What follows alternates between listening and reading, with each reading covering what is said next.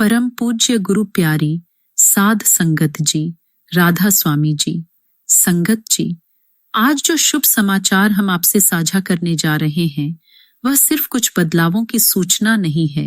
ये गुरु महाराज जी की संगत पर अपार करुणा, स्नेह और अपनत्व की जीवंत मिसाल है। यह वह क्षण है जब एक मासूम प्रेमी की छोटी सी तकलीफ भी हमारे दयालु सतगुरु के हृदय को स्पर्श करती है और वह बिना देर किए अपने कर कमलों से संगत के लिए वह सब कुछ कर जाते हैं जो एक पिता अपने बच्चों के लिए करता है। जी हाँ, संगत जी, बाबा जी ने डेरे से जुड़ी कुछ बड़े और अहम फैसले लिए हैं। ऐसे फैसले जो न सिर्फ डेरा परिसर को और बेहतर बनाएंगे बल्कि संगत के अनुभव को और अधिक सरल, सहज और प्रेममय बना देंगे। इन सब में सबसे सुंदर बात यह है कि हर निर्णय के पीछे सिर्फ और सिर्फ एक ही भावना है, संगत को कोई कष्ट न हो, कोई परेशानी न हो। मंसूरी में भावुक क्षण, गुरु की मुस्कान में बसी रूह की राहत। कुछ दिन पहले मंसूरी में जो घटा वह हर प्रेमी के लिए जीवन भर के लिए एक अनमोल याद बन गया। उस शाम की ठंडक में भी बाबा जी के प्रेम ने जैसे हर दिल को गर्माहट दे दी। बाबा जी सादे भूरा स्वेटर और कुर्ता पायजामा पहने हुए जब गार्डन में टहलते आए तो मानो वक्त थम सा गया। उनकी सहजता, उनका शांत रूप और उनके चेहरे पर वो अपनापन संगत के दिलों को अंदर तक भिगो गया। बाबा जी ने जब संगत के सवालों का उत्तर बड़े स्नेह और हास्य के साथ दिया तो पूरा वातावरण आनंद और प्रेम से भर उठा। एक छोटी बच्ची के सवाल पर बाबा जी का जवाब, मैं स्विच में उंगलियां डाल देता हूँ जिससे मूंछें खड़ी हो जाती हैं, और फिर कहना कि इन्हीं मूंछों पर मैं आप सबको टांग कर सचखंड ले जाता हूँ। यह सिर्फ मजाक नहीं था संगत जी, यह गुरु की आत्मीयता, उनका प्रेम और उनका अपने बच्चों के साथ गहरा रिश्ता दर्शाता है। संगत जी, यही तो वो क्षण हैं जो हमें जीवन की आपाधापी में भी स्थिर कर जाते हैं, जो हमारी आत्मा को उस प्रेम की छांव में ले जाते हैं जहां सिर्फ नाम, नूर और सतगुरु का साया होता है। डेरा ब्यास में बदलाव संगत की सुविधा को ध्यान में रखते हुए बाबा जी ने हाल ही में एक महत्वपूर्ण निर्देश दिया है कि अब कार पार्किंग उस स्थान पर की जाए जो संगत के लिए और अधिक सुविधाजनक हो, खासकर जब बुजुर्ग या छोटे बच्चे साथ हों। संगत के इस छोटे से कष्ट को बाबा जी ने अपने मन की वेदना बना लिया और उसी क्षण यह निर्णय लिया कि अब और नहीं, मेरी संगत को तकलीफ नहीं होनी चाहिए। इसके अलावा 5 नंबर गेट के पास जो अस्थि विसर्जन स्थल है वहां भी एक नया बदलाव आने वाला है। बाबा जी के आशीर्वाद से अब वहां एक नया बस स्टैंड विकसित किया जा रहा है जिससे संगत को आने जाने में और अधिक आसानी होगी। इस पूरे क्षेत्र को पुनः व्यवस्थित किया जा रहा है ताकि संगत को हर दिशा से सहजता मिले, चाहे वो वाहन पार्किंग हो, मोबाइल जमा करवाने की व्यवस्था हो या फूल चढ़ाने का स्थल। यह बदलाव केवल ढांचे नहीं है संगत जी, यह गुरु की चिंता, उनका ममत्व और उनकी दूरदृष्टि का प्रमाण है। यह दिखाता है कि कैसे एक सतगुरु अपने हर प्रेमी की यात्रा को सुगम और शांति से परिपूर्ण बनाना चाहता है। बाबा जी कहते हैं, संगत को आने में कोई रुकावट न हो, कोई उलझन न हो, और जब वो डेरा पहुंचे तो उसका हर कदम उसे अपने प्रभु के और निकट ले जाए। संगत जी, जब जब हमारा प्यारा सतगुरु अपनी मौज से कुछ निर्णय करता है तब तब उसका हर एक कदम सिर्फ और सिर्फ हमारे हित के लिए होता है। हाल ही में बाबा जी द्वारा डेरा ब्यास की जो नई व्यवस्थाएं निर्धारित की गई हैं वे न सिर्फ सुविधाजनक हैं बल्कि हर उस प्रेमी की पुकार का उत्तर हैं जो सच्चे मन से सेवा, सत्संग और दर्शन की लालसा में डेरा पहुंचता है। संगत जी, विशेष रूप से उन जत्थों की बात करें जो दूर दूर से आते हैं और कई बार कुछ दिन डेरा परिसर में रुकने की इच्छा रखते हैं। उनके वाहनों की पार्किंग के लिए अब एक बिल्कुल अलग और सुव्यवस्थित स्थान सुनिश्चित किया गया है। जी हाँ, अब बाबा जी ने स्वयं आदेश फरमाया है कि मौजूदा पार्किंग को पूरी तरह हटाकर उसे एक नई सोच, नई ऊर्जा और गहराई से की गई योजना के साथ दोबारा से विकसित किया जाए। संगत जी, जिस सड़क से होकर आप फूल चढ़ाने जाया करते थे, जो दरिया के किनारे किनारे चलती है, उसे लेकर भी चर्चाएं चल रही हैं कि वह भविष्य में शायद पूरी तरह से तोड़ दी जाए। ये सब अभी योजना के स्तर पर हैं। अंतिम निर्णय बाबा जी की मौज पर निर्भर करता है, लेकिन ये तय है कि जो भी होगा वो संगत की भलाई और सुविधा को केंद्र में रखकर ही होगा। बाबा जी मसूरी में हैं और वहां से लौटने के बाद हो सकता है कई नई दिशा में कार्य शुरू हो जाएं, जैसे कि पुराना बस स्टैंड जिसे अब तोड़कर थोड़ा आगे ले जाया जा चुका है। उसके साथ ही पुरानी नुक्कड़ वाली सड़क को भी हटाकर एक नई सीधी और समतल सड़क बना दी गई है, जिसमें अब स्ट्रीट लाइट्स भी लगा दी गई हैं ताकि रात के समय भी संगत को कोई असुविधा ना हो। जो स्थान पहले जत्थों की बसों के खड़े होने के लिए उपयोग होता था, अब बाबा जी के आदेश से उसे कार पार्किंग में तब्दील किया जा रहा है। संभव है कि जून के भंडारे के बाद इस योजना पर कार्य शुरू हो जाए। बाबा जी स्वयं उस संपूर्ण क्षेत्र का निरीक्षण कर चुके हैं।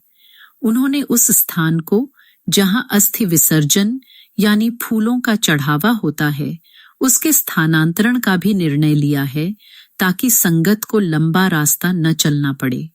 कितनी बार ऐसा होता है जब कोई बुजुर्ग, कोई बच्चा या कोई कमजोर स्वास्थ्य वाला प्रेमी उस लंबे रास्ते को तय करते करते थक जाता है।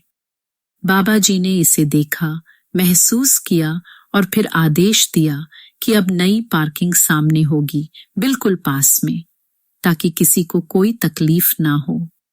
यही बाबा जी की सबसे बड़ी दया है संगत जी, कि वे हर एक प्रेमी की धड़कन तक को सुन लेते हैं। अब बात करें नए बस स्टैंड की, तो वह जैसे ही बनकर तैयार होगा, डेरा परिसर में और अधिक खुलापन और सुव्यवस्था आ जाएगी। जो पुरानी सड़क थी, उसे पीछे की ओर शिफ्ट किया जा रहा है।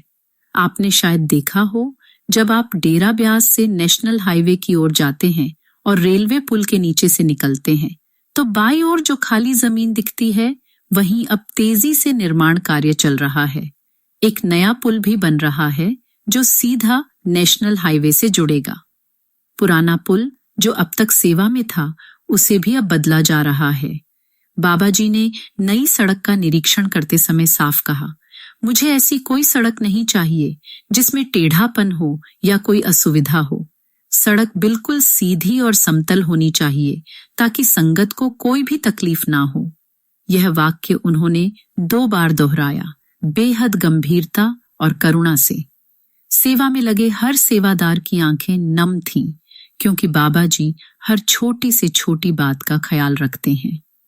ये निर्माण कार्य देखें भी उसी सेवा भावना से चल रहा है जो वर्षों से डेरा ब्यास की आत्मा रही है। आने वाले दिनों में सड़क पूरी तरह तैयार हो जाएगी और नई पार्किंग सुविधा भी संगत के लिए आरंभ हो जाएगी। जैसे जैसे संगत की संख्या बढ़ रही है, बाबा जी को हर बार यह ख्याल आता है कि और छायादार शेड्स बनाए जाएं, ताकि गर्मी, बारिश या ठंड में किसी को कोई असुविधा न हो। संभावना है कि बहुत जल्द नए शेड्स का निर्माण भी शुरू हो जाएगा। हर काम बाबा जी अपनी निगरानी में करवा रहे हैं, क्योंकि उनकी यही भावना है कि संगत को समय पर बिना किसी बाधा के हर सुविधा मिलती रहे। अब एक और अत्यंत महत्वपूर्ण जानकारी बीते रविवार को हजूर महाराज जी ने सिडनी, ऑस्ट्रेलिया में एक विशेष सत्संग कार्यक्रम फरमाया। सुबह 9:30 बजे से लेकर 1.5 घंटे तक उन्होंने आत्मीयता से सराबोर सत्संग और प्रश्नोत्तर का सत्र दिया। हमने उनके जवाबों का सार अपने 2 जून वाले वीडियो में साझा किया है। अगर आप वो भावपूर्ण संवाद सुनना चाहें तो वीडियो का लिंक इस डिस्क्रिप्शन में है। कल यानी 2 जून की सुबह हजूर महाराज जी सिडनी से ऑकलैंड, न्यूजीलैंड पहुंच गए हैं। जो प्रेमी वहां सवाल जवाब के कार्यक्रम में सम्मिलित हो रहे हैं, हम विनती करते हैं कि आप हमारे फेसबुक या इंस्टाग्राम पर अपने अनुभव हमारे साथ साझा करें। यह हमारी कोशिश है कि भारत हो या विदेश, जहां भी प्रेम से भरे सवाल होते हैं, वहां की अनुभूतियां उन संगत तक भी पहुंचें जो वहां मौजूद नहीं हो पाए। क्योंकि ये सवाल सिर्फ शब्द नहीं होते, ये उन दिलों की पुकार होती है जो अपने सतगुरु के चरणों में प्रेम से लिपटे होते हैं। और जब उस पुकार का उत्तर मिलता है तो मानो एक जलते हुए विरही मन को छांव मिल जाती है। साध संगत जी, कभी कभी एक मासूम सी पुकार, एक छोटी सी बात हमारे सतगुरु के हृदय को ऐसे छू जाती है कि पल भर को सब कुछ ठहर जाता है। संगत जी, आज मैं आपको एक ऐसे ही क्षण की झलक देने जा रही हूँ।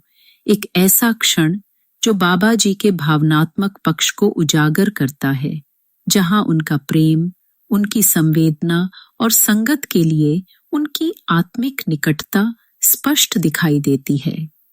और 3 मई को डेरा ब्यास में जब बच्चों के साथ प्रश्नोत्तर का सत्र चल रहा था, तो 3 मई के दिन एक नन्हा सा बच्चा उठकर खड़ा हुआ और बेहद मासूमियत से बोल पड़ा, बाबा जी, बहुत समय हो गया है हजूर जी, अब बोलते नहीं हैं, हमें उनकी आवाज सुननी है। संगत जी, इस मासूम बच्चे की ये बात जैसे बाबा जी के दिल के किसी कोने में सीधे उतर गई। पल भर के लिए बाबा जी बिल्कुल शांत हो गए। सन्नाटा छा गया। मंच पर, मैदान में, दिलों में, हर जगह जैसे एक ठहराव आ गया। और फिर बेहद शांत स्वर में बाबा जी बोले, बेटा, अब आगे से आप हजूर जी की ही आवाज सुना करेंगे। संगत जी, ये वाक्य किसी साधारण उत्तर का हिस्सा नहीं थे। ये वो वाक्य थे जो फिजा में तैर गए, भावनाओं में गूंज उठे और संगत के हृदय की गहराइयों तक पहुंच गए। उसी क्षण ऐसा लगा जैसे समय भी रुक गया हो। हर आंख नम हो गई, हर दिल भीग उठा। और उसी दिन जैसे प्रकृति ने भी इस भावुक क्षण को दर्ज किया हो, पाकिस्तान की ओर से अचानक एक हमला हो गया। सुरक्षा कारणों के चलते सत्संग स्थगित कर दिया गया और बाबा जी विदेश के लिए रवाना हो गए। अब तो संगत बाबा जी की आवाज तक के लिए तरसने लगी है। और आवाज तो बहुत दूर की बात हो गई संगत जी, अब तो बाबा जी के दर्शन भी जैसे एक सपना बन गए हैं। कुछ दिन पूर्व बाबा जी डेरा आए जरूर, लेकिन केवल कुछ मिनटों के लिए स्टेज पर दिखाई दिए और फिर सीधे अपनी कोठी चले गए। तब से लेकर आज तक संगत बस उसी एक झलक के इंतजार में बैठी है। कोई दिल्ली में है, कोई हरियाणा में, कोई गुजरात से आया है और कोई पंजाब से। हर प्रदेश में, हर नगर में, हर घर में बस एक ही पुकार गूंज रही है, बाबा जी, आपके दर्शन कब होंगे? कब वो स्टेज पर आएंगे? कब हम उनके मुखारविंद से सत्संग फिर से सुन सकेंगे? हर रोज कोई ना कोई संगत का प्रेमी यही प्रश्न पूछता है, क्या बाबा जी जून वाले भंडारे पर आएंगे? क्योंकि 16 तारीख को वो नहीं आए, 18 वाले भंडारे में भी उनकी उपस्थिति नहीं रही। अब तो दिल बस एक ही दुआ करता है, हे सतगुरु, इस विरह की अग्नि को थोड़ा शीतल कर दीजिए, बस एक झलक दे दीजिए। इस समय बाबा जी मसूरी में हैं और हाँ, भारत में ही हैं। संगत के हर दिल से एक ही मौन अरदास उठ रही है, बाबा जी, अब और इंतजार नहीं होता, बस एक दर्शन, कुछ पल की झलक, आपकी आवाज, आपका सत्संग। लेकिन संगत जी, ये भी हमें स्वीकार करना होगा कि बाबा जी की मौज वही है जो सर्वोत्तम है। उनके हर निर्णय में कोई न कोई गहरा अर्थ छिपा होता है, कोई ऐसी योजना, कोई ऐसी रहमत जो हम देख नहीं पाते, लेकिन जिसका फल हमेशा हमारे लिए ही होता है। अब पता नहीं बाबा जी कब फिर संगत के बीच आएंगे, कब वो प्रेम से भरी आवाज फिर से गूंजेगी, कब उनकी झलक हमें फिर नसीब होगी। लेकिन जब भी होगी वो पल अमोल होगा। संगत जी, इस विरह की भावना को आपस में बांटिए। इस वीडियो को साझा करें ताकि हर वो प्रेमी जो इस समय बाबा जी की एक झलक को तरस रहा है, वो ये जान सके कि वो अकेला नहीं है। और अगर आपने भी बाबा जी के केले यही तड़प अपने भीतर महसूस की है, तो कमेंट में राधा स्वामी लिखकर हमें बताइए कि आप भी उस इंतजार का हिस्सा हैं। चैनल को सब्सक्राइब करें ताकि जैसे ही कोई नई जानकारी या सत्संग संवाद आता है, वो सबसे पहले आप तक पहुंचे। गुरु प्यारी संगत जी, ये विरह ही तो हमारी सबसे बड़ी कमाई है। इसी के माध्यम से हम बाबा जी के और भी करीब हो जाते हैं।